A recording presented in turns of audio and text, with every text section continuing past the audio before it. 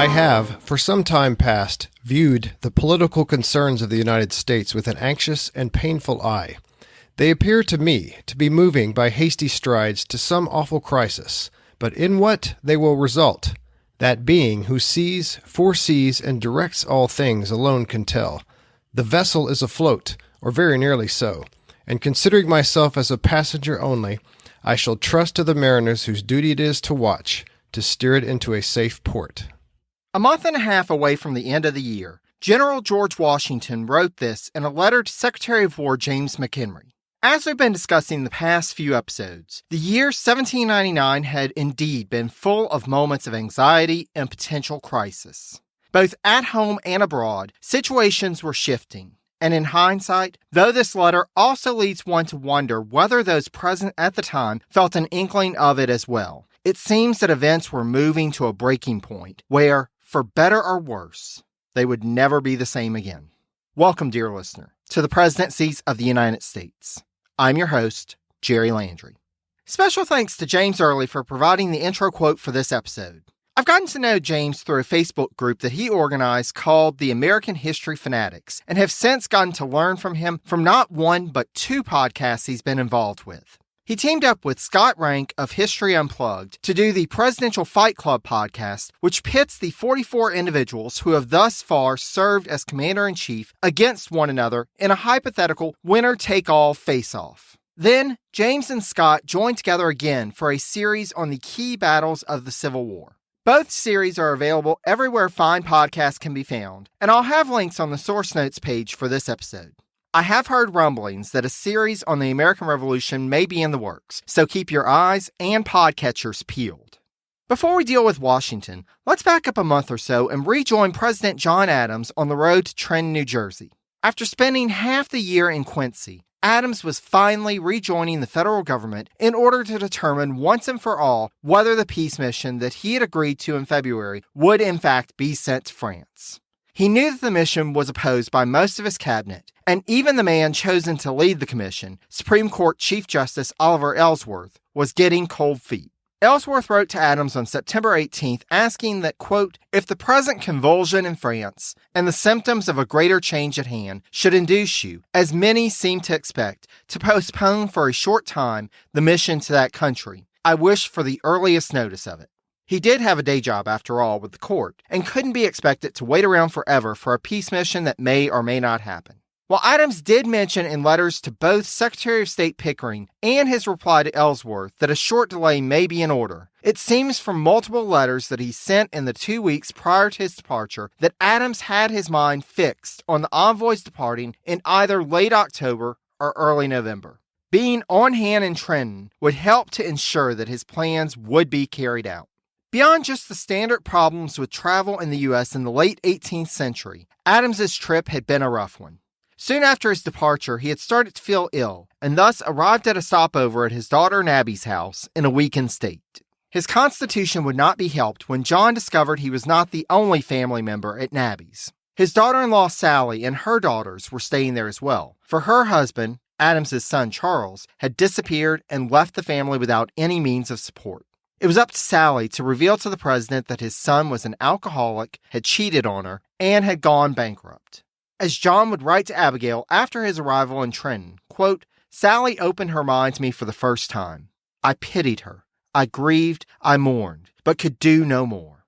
A madman possessed of the devil can alone express or represent. I renounce him, i.e. Charles. King David's Absalom had some ambition and some enterprise.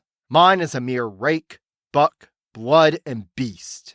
Thus, it was with a much heavier heart that Adams proceeded on from Eastchester.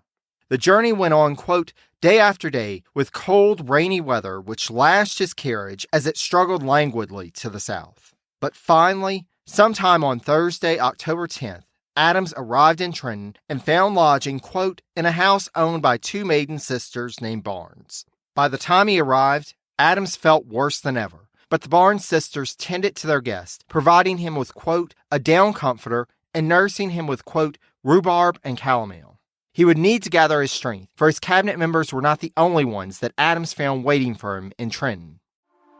A news story gets shared by a friend on social media, or you catch a tweet that really makes your blood boil.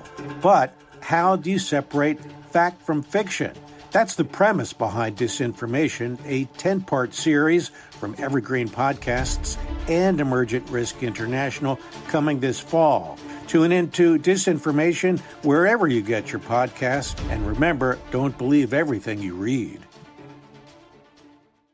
General Alexander Hamilton had been in Newark, where the troops of the new army were encamped. But by the time Adams arrived, he would find Hamilton waiting for him in Trenton.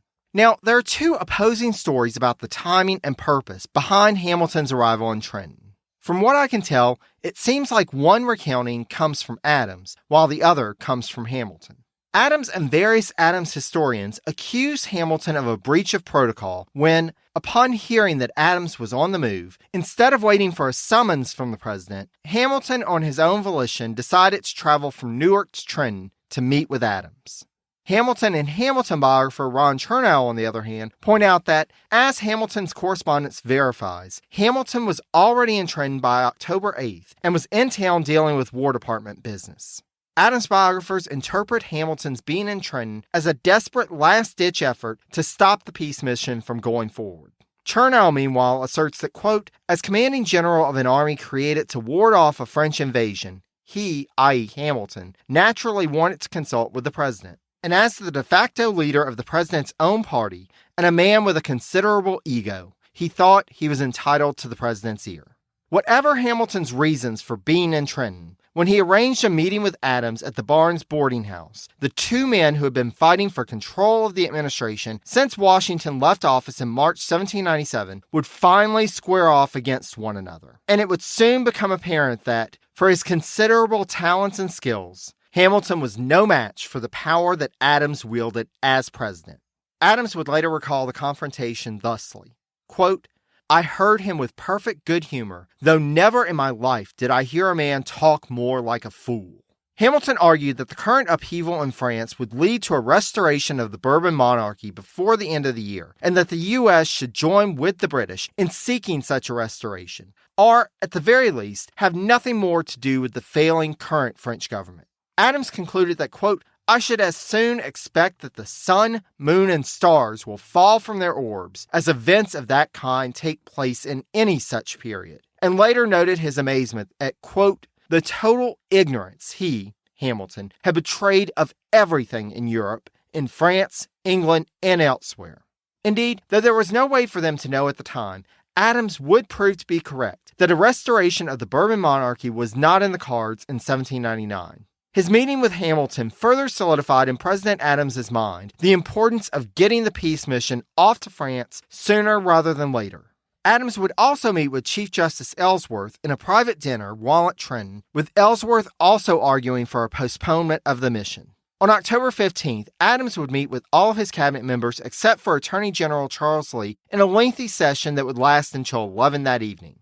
Though not physically present, Adams had Lee's counsel on the matter, as he found a letter from the Attorney General awaiting him upon his arrival in Trenton. Lee had written that, quote, I cannot perceive any sufficient reasons for the suspension. Such a measure would exceedingly disappoint the general expectations of America, and exciting the jealousy and suspicion of many concerning your sincerity in making the nomination, would afford your enemies an opportunity of indulging their evil dispositions.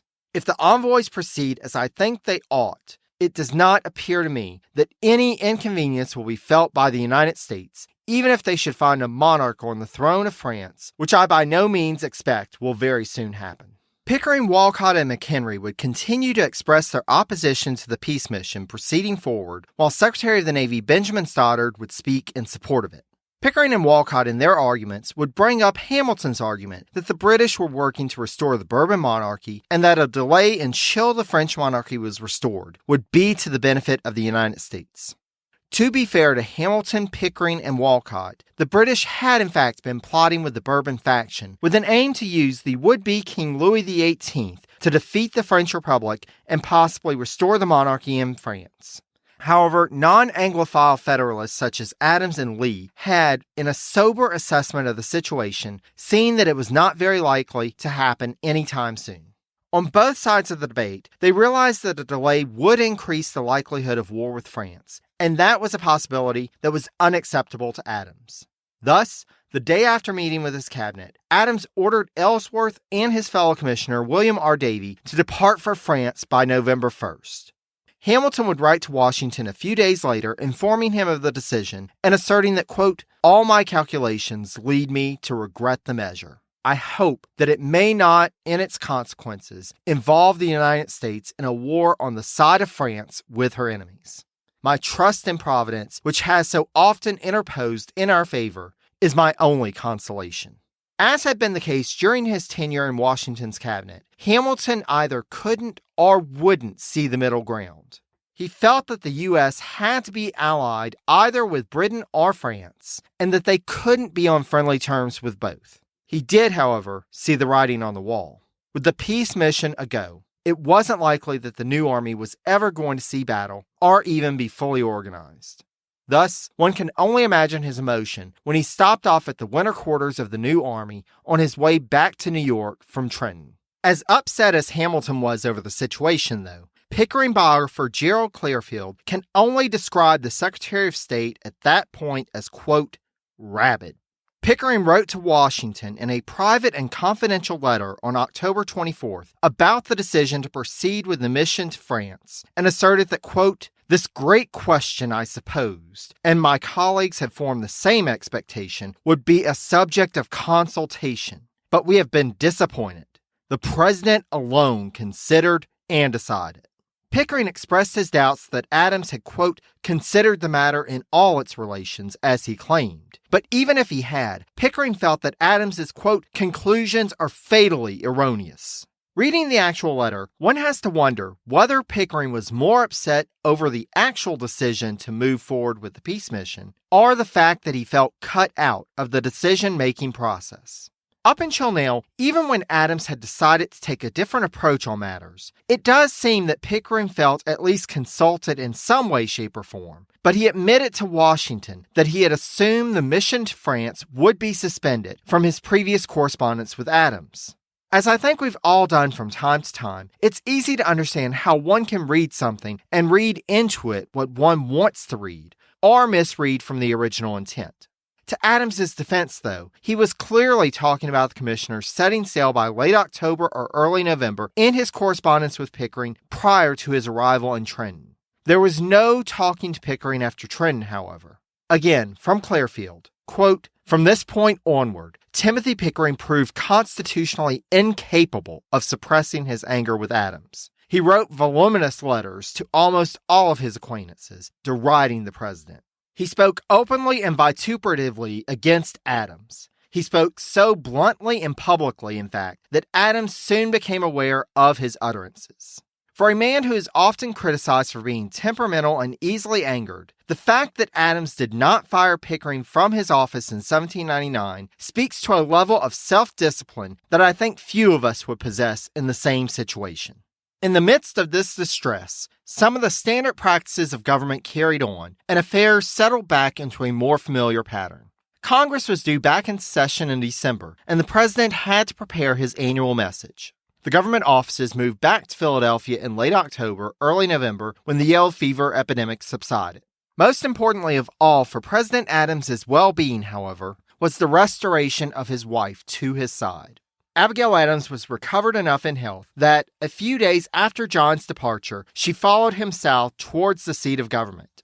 For all the semblance of normality, though, the scent of change hung in the air this late autumn in Philadelphia. By the Residence Act of 1790, the deadline was set for December 1800 for the federal government to move to Washington, D.C. Thus, this would be the last winter season in Philadelphia for government officials, including those residing in the president's house. Abigail intended to use this opportunity to bring their family together and urge their son Thomas to live with them at the president's house that winter. Though Thomas had made Philadelphia his home since April, he had been living on his own in order to establish his own life and assert an independence from his family.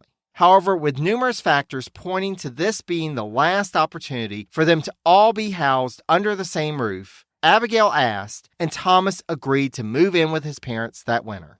the Adamses' daughter Nabby and their granddaughter Caroline would also spend most of the winter in the president's house in Philadelphia. The Congress assembled on December 2, 1799, and the next day, Adams delivered his last annual message to Congress in that city. In this message, he addressed the actions that had been taken while the legislative branch was out of session, including sending the new commission to France, the proclamation to reopen trade to Saint-Domingue, and the steps taken to thwart Freese's rebellion. Speaking of, 1799 was a rather impactful year for John Freese as well, so perhaps we should get caught up with where he's at. When we last left him in episode 2.15, Freese was being brought into custody. As stated in that episode, he was allowed a trial in federal court in Philadelphia, but as has been stated before, the modern concept of an impartial judiciary was not necessarily the standard practice of the time. Thus, Freese faced Supreme Court Justice James Iredale and U.S. District Court Judge Richard Peters, both of whom were staunch Federalists. On May 9th, the jury found Freese guilty of treason, and Iredale and Peters returned a sentence of death for Freese on the 13th. However, one of Freese's legal representatives in the trial, William Lewis, presented evidence on the 15th that one of the jurors, quote, declared a prejudice against the prisoner after he was summoned, and thus a mistrial was declared and a new trial scheduled for the summer. The new trial, however, would be delayed by the yellow fever epidemic, and thus, as 1799 progressed towards 1800, John Freese's fate remained in limbo. Freese was far from the only one finding himself in court for opposing the administration in 1799. The Sedition Act was being used not just against newspaper publishers and editors, but also everyday citizens who expressed discontent with the government. David Brown is described in Jeffrey R. Stone's Perilous Times, Free Speech in Wartime as being, quote, a vagabond radical who wandered from town to town preaching the evils of the Federalist government. Brown unfortunately ended up in Dedham, Massachusetts at one point and inspired local Democratic Republicans to erect a Liberty Pole. What made Dedham such an unfortunate place to end up was that it was the home of former Representative Fisher Ames. If that name sounds familiar, he was the one who delivered the fateful speech, which helped push the House to pass the appropriation bill to enact the Jay Treaty back in 1796, as discussed in episode 1.32.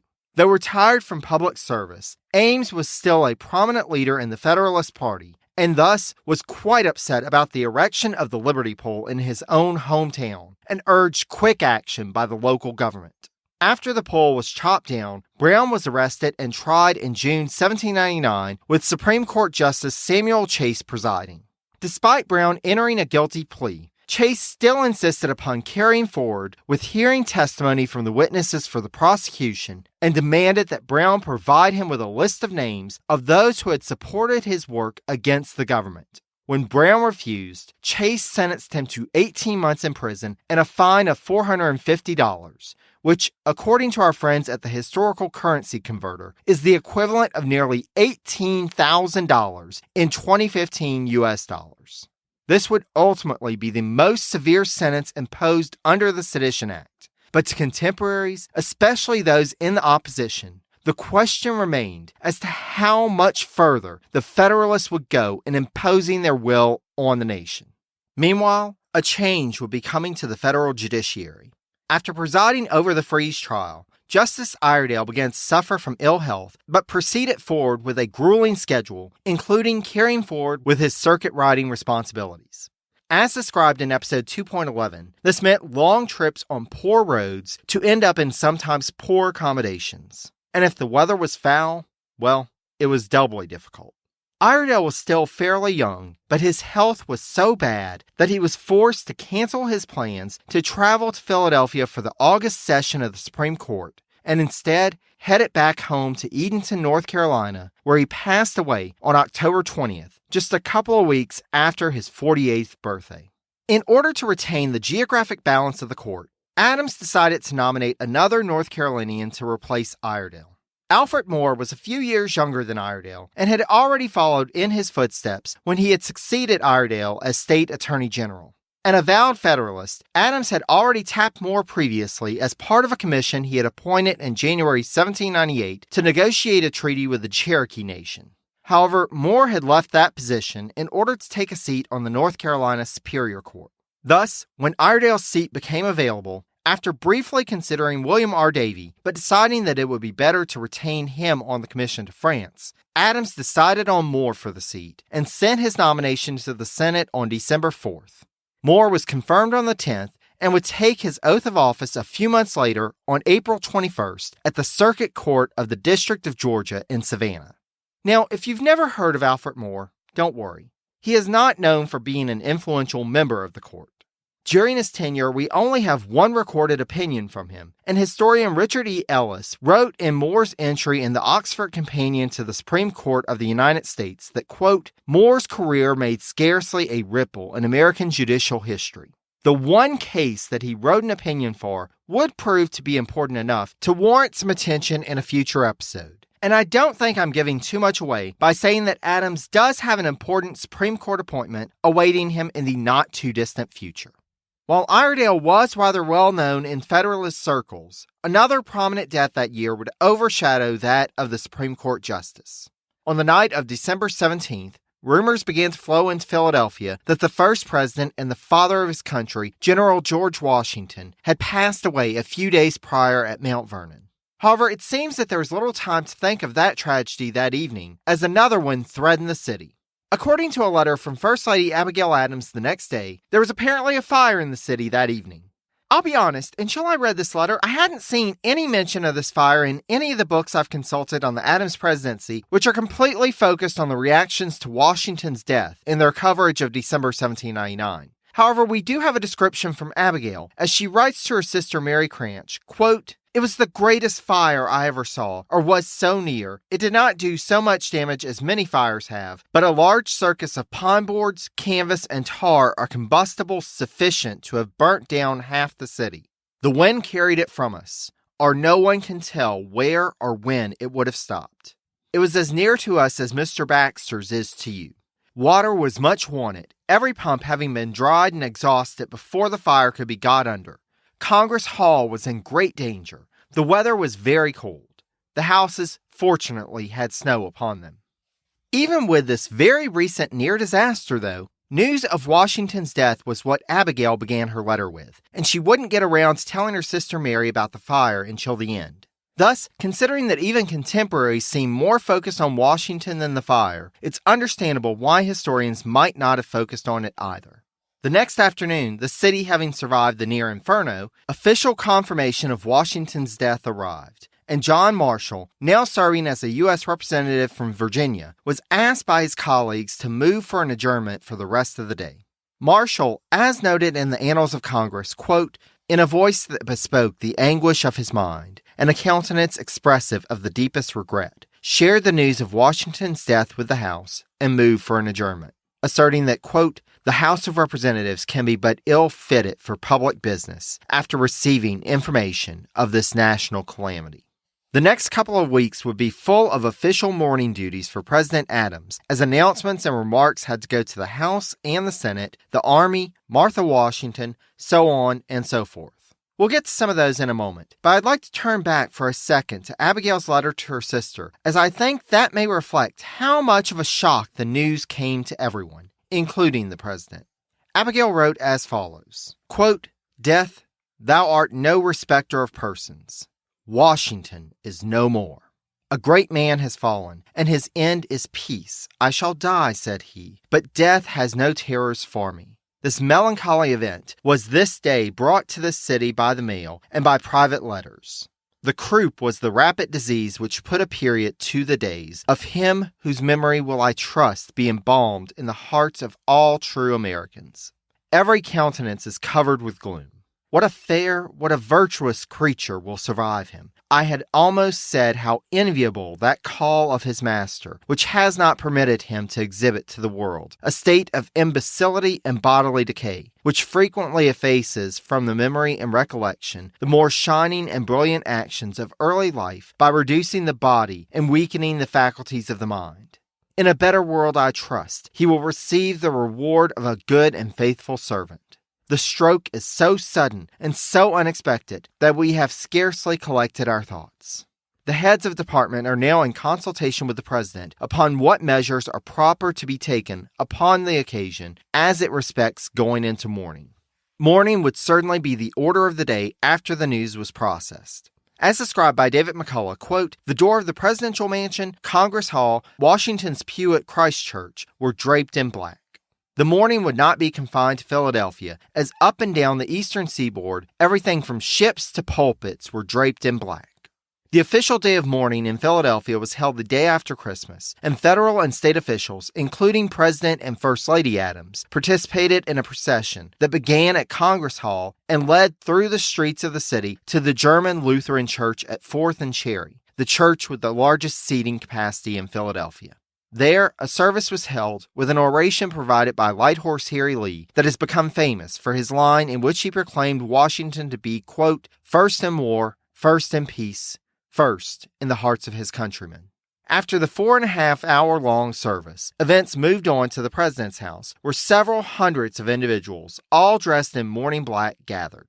In an official address in response to one delivered by members of the Senate, Adams stated that, quote, although with a constitution more enfeebled than his, at an age when he thought it necessary to prepare for retirement, I feel myself alone, bereaved of my last brother. Yet I derive a strong consolation from the unanimous disposition which appears in all ages and classes to mingle their sorrows with mine on this common calamity to the world.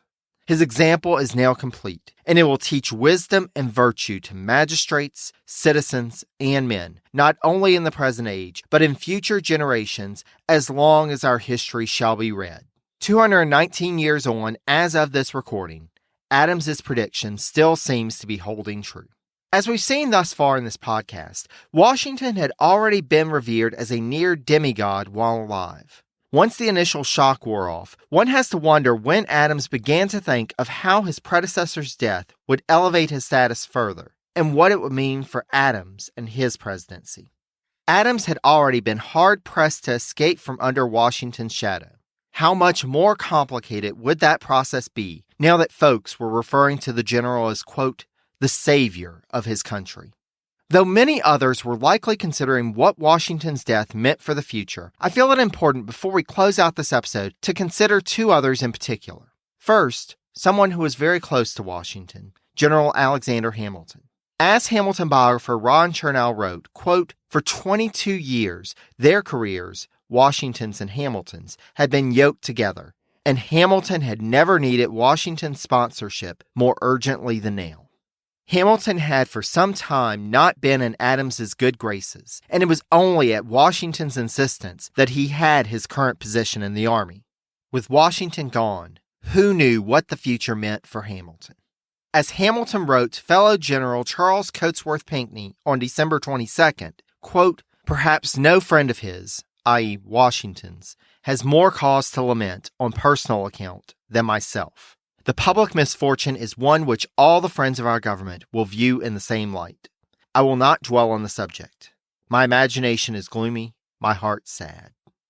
The second reaction worth considering is that of Vice President Thomas Jefferson. Jefferson had been gone from the nation's capital even longer than Adams, having departed on March 1st and not returning until late December.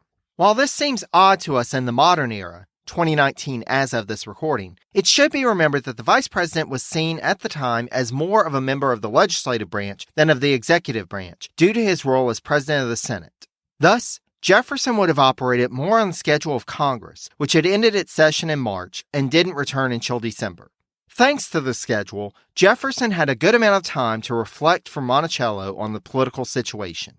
Despite the dangers posed by the Alien and Sedition Acts, Jefferson continued to coordinate an opposition with former Representative James Madison through the course of 1799. Since there had been little action in other states since the initial Virginia and Kentucky resolutions the year prior, Jefferson began working on outlining another resolution. He wrote of his thoughts to Wilson Carey Nicholas on September 5th, though asserting that, quote, as to the preparing anything, I must decline it, to avoid suspicions, which are pretty strong in some quarters on the last occasion, and because there remains still, after their late loss, a mass of talents in Kentucky sufficient for every purpose. The only object of the present communications is to procure a concert in the general plan of action. He was trying to position himself to deny any direct involvement, though at the same time doing everything he could to shove Democratic Republicans in Kentucky in the right direction. Miraculously, Jefferson wrote to Nicholas just as he was preparing to go to Kentucky, and in November, the Kentucky legislature passed a second series of resolutions. Never saw that one coming, did you?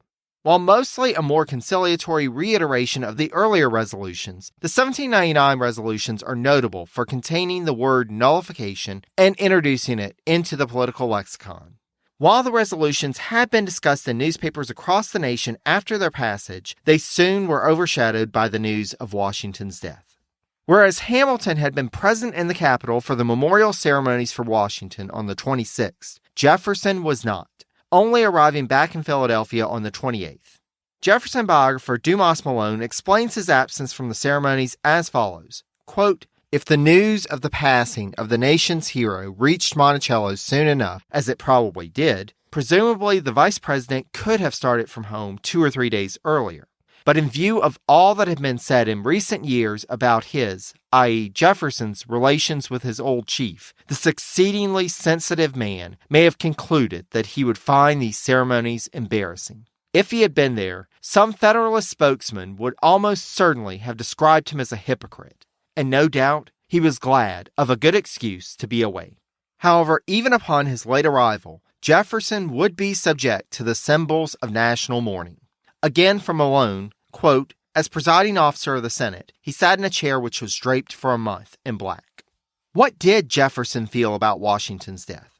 Well, his correspondence immediately after gives us no clues, though there is a memorandum that scholars attribute to having been written after December 29th, in which Jefferson offers up a defense for his long absence from the nation's capital by citing the precedent of Adams during his tenure as vice president.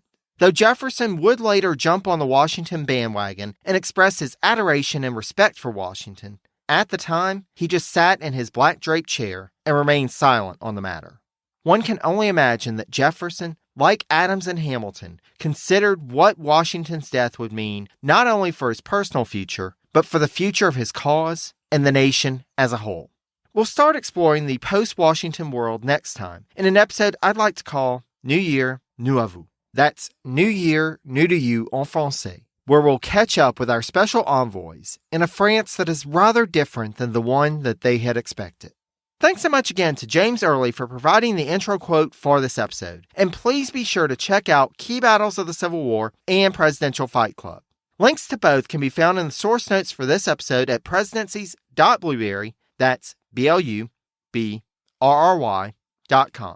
As for me, please feel free to reach out to me through email at presidenciespodcast, all one word, @gmail.com.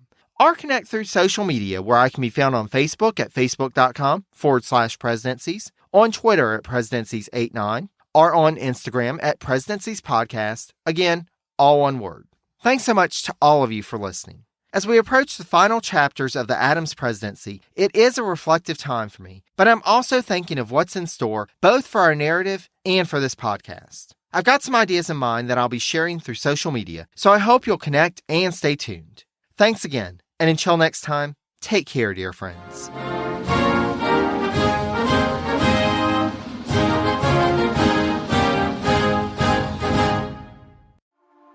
A news story gets shared by a friend on social media, or you catch a tweet that really makes your blood boil.